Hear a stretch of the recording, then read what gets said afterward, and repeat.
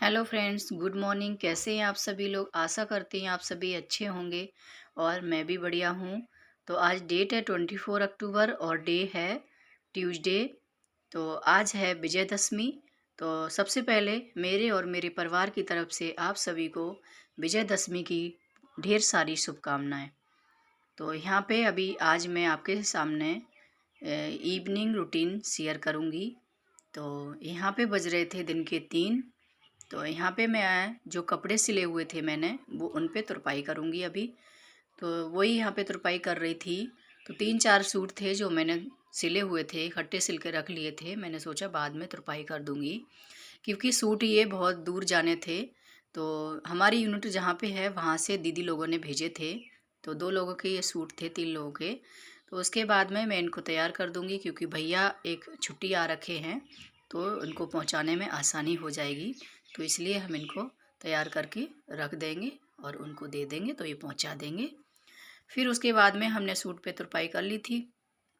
उसके बाद में आ गई हुई यहाँ पे बज रहे थे 4 बज रहे थे यहाँ पे। तो बच्चे लोग जो रेस्ट कर रहे थे, फिर थोड़ी देर रेस्ट करके वो लोग उठ गए थे। फिर उन्होंने ये भी घर पे थे तो इन्होंने पढ़ाई करवाई थी। तो बच्चे लोग पढ़ रहे थे तो यहाँ पे बुक्स वगैरह ऐसे ही खोल के डाल के चले गए हैं खेलने के लिए। तो मैं यहाँ पे आई तो देखा सारा फैला पड़ा है, तो इनको बुक्स को अलमारी में रख दी हैं। उसके बाद में ये बेडशीट वगैरह भी सब ऐसी फैली थी, तो मैंने सोचा लाओ इसको भी सही कर देती हूँ। तो उसको झटक के अच्छे से बिछा दिया है मैंने। उसके बाद में फिर यहाँ पे मैं लगाने लगी हूँ झाड़ू। तो झाड़ू भी इधर लगा लूँगी, उसके बाद में सारे रूम में लगा के ले आऊँगी झाड़ू को। फिर उसके बाद में यहाँ पे मैं सारे रूमों में लगा के इधर आ गई थी। तो यहाँ पे मैं हॉल में झाड़ू लगाने लगी हूँ। तो हॉल में यहाँ हमने सारा झाड़ू लगा लिया था, बस थोड़ा ही बचा था। तो ये बोल रहे थे मेरी बात सुनो, तो मैंने बोला झाड़ू लगा दूँ तब सुनूंगी, कि नहीं अभी सुनो। तो फिर वहीं इन्होंने कुछ बोल रहे थे तो इनकी बात सुनी और मेरा इधर में झाड़ू भी कंप्लीट हो गया है।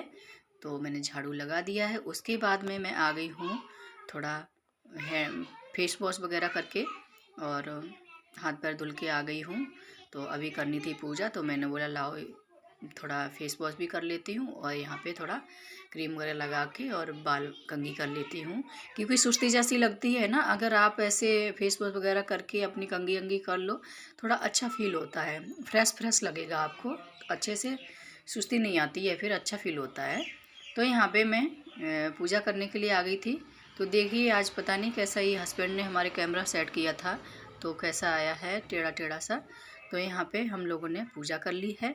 फिर उसके बाद में ये सभी लोग अभी थोड़ी देर पहले दूध दूध पी के अपना चले गए थे। तो आज चाय वगैरह नहीं बनाई थी, तो सभी ने दूध ही पी लिया था। तो हमने भी हमारा भी एक गिलास में करके रख गए थे, तो मैंने सोचा लाओ मैं भी पी लेती हूँ। तो दूध के साथ साथ में ड्राई फ्रूट भी थोड़ा ले लिए थे, तो उन्हीं को मैं खा रही थी। तो दूध मैं भी पी ले रही हूँ, क्योंकि हमारे घर में ऐसा नहीं है कि रूटीन से ही चाय वगैरह पीते हों या कुछ। तो कभी जैसे चाय बन गई तो चाय पी लेते हैं, नहीं तो दूध है तो दूध, और नहीं तो ऐसी कोई बात नहीं कि हाँ चाय चाहिए ही चाहिए। चाय ऐसी नहीं है कोई लगातार चाय पीता हो, वैसा कुछ नहीं है, टाइम टू टाइम नहीं है। तो यहाँ पे आज दूध पी लिया था सभी ने। तो फिर दूध दूध पी के ये लोग अपने खेलने चले गए थे फिर दोबारा से। फिर यहाँ पे बज रहे थे 4:30 का टाइम हो रखा था। फिर आजकल दिन भी जल्दी वैसा हो जाता है ना। तो यहाँ पे 4:30 का टाइम था, तो मैंने बोला लाओ अभी मैं सब्ज़ी की तैयारी कर लेती हूँ। तो यहाँ पे आज बनाऊँगी मैं भरवा तोरई की सब्ज़ी, आपके साथ रेसिपी शेयर करूँगी इसकी। तो यहाँ पे तोरई मैंने काट ली थी, उसको तोरई को छील के उसके 2-3 टुकड़ों में काट लिए और बीच से उसको जो चीरा देते हैं ना वो कर लिया है। उसके बाद में मैं यहाँ पे दोपहर के बर्तन भी धुले हुए रखे थे, तो इन बर्तनों को भी लगा दे रही हूँ। जो टिफ़िन था उसमें 2 खाने का टिफ़िन था, उसको मैंने सेट करके ऊपर रख दिया है। और ये सारे बर्तन ना इनकी जगह पे पहुँचा दूँगी, अलमारी में यहाँ पे बर्तन रखते हैं वहीं रख दूँगी।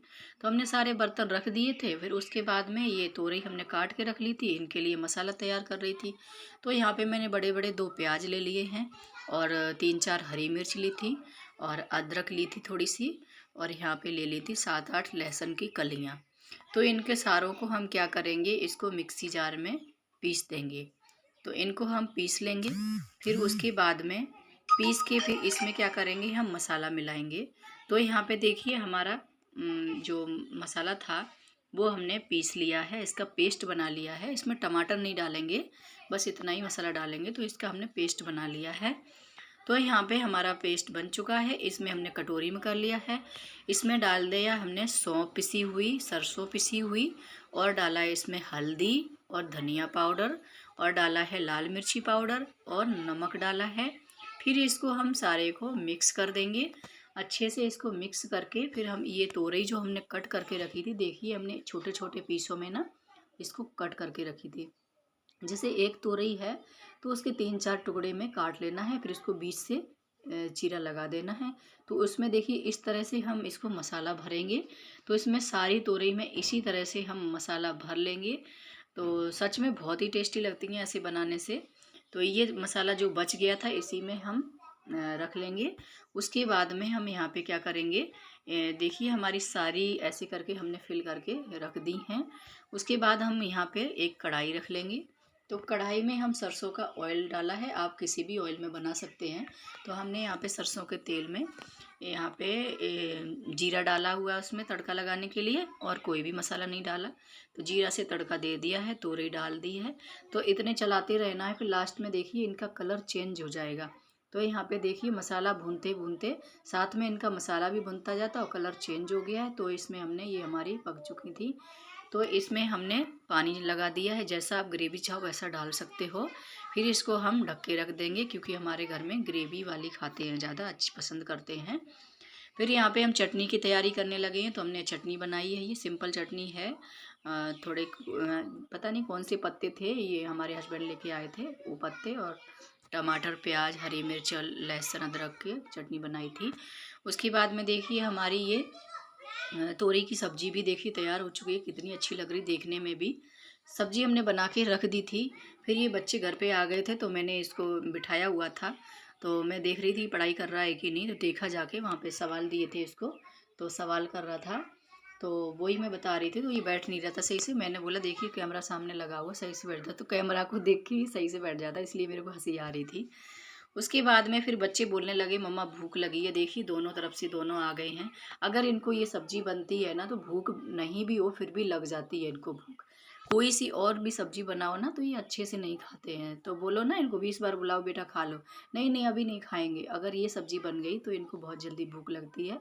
तो देखिए बेटी इतने बड़े बर्तन में लेके गई है, क्योंकि वो रोटी को मीच के खाती है उसमें तोरई में। इसलिए हम ग्रेवी वाली ये सब्जी बनाते हैं, क्योंकि हमारे बच्चे ना कोई मीच के खाता है, कोई ऐसे ही खाता है। तो बेटी हमेशा मीच के खाती है और बेटा ऐसे ही खाता है। तो उसके बाद में हमने यहाँ पे बेटा के लिए, बेटा ने बोला हम मीच के नहीं खाएंगे, कटोरी में ही खाएंगे। तो इसके लिए कटोरी में सब्जी हमने लगा दी है। तो बेटा के लिए यहाँ सब्जी लगा दी थी, और बेटी यहाँ पे रोटियाँ लेने के लिए आ गई थी। तो बोली थी रोटी दे दो, मैंने कहा ठीक है ले लो। तो मैं लगा देती हूँ घी, कि नहीं नहीं मैं लगा लूँगी। तो मैंने कहा आज कैसे घी लगा लूँगी, आज रोटियाँ गर्म नहीं लगेंगी। नहीं नहीं मम्मा बहुत तेज़ी से भूख लगी है, तो बड़े प्यार से बोल रही थी। तो मैं बड़ा अच्छा लगता है बच्चे रोटियाँ मांगे ना अगर भूख लगती है तो बहुत अच्छा लगता है। हाँ चलो इन्होंने बोला तो सही कि मुझे भूख लगी है। तो मैं वही देख रही थी कितने अच्छे से बोल रहे हैं। अगर बच्चे बोले मम्मा भूख लगी है जल्दी से रोटी दे दो, कितनी खुशी मिलती है, एक माँ ही जानती है।